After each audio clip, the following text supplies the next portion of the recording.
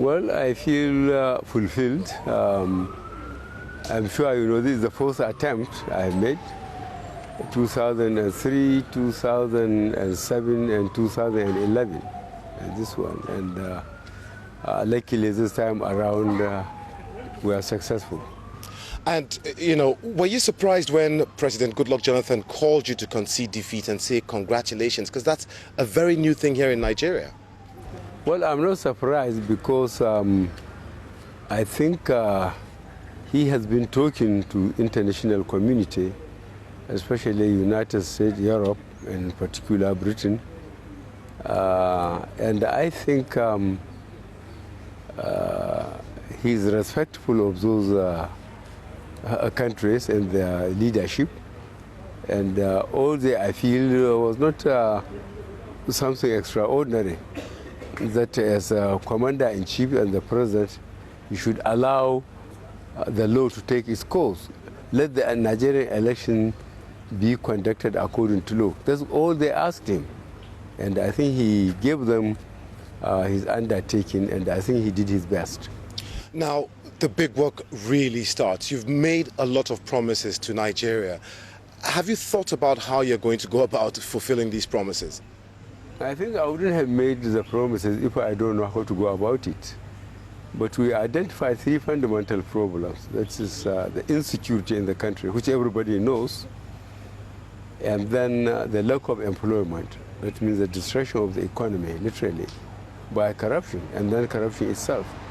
These three fundamental problems, all Nigerians know it. And we are asking Nigerians their cooperation. They shouldn't expect the miracles to happen a couple of months after we have taken over, because the destruction took so many years, 16 years of the ruling party's rule of this country. So I believe the country will give us the opportunity to do our best, to pick our priorities and work as hard as we can. I want to just pick up on one point that you made there, you know, the insecurity in the country, Boko Haram. How are you going to tackle that beast, if you want? Are you going to offer peaceful negotiations, or are you just going to hit them hard? Well, hit them hard with what?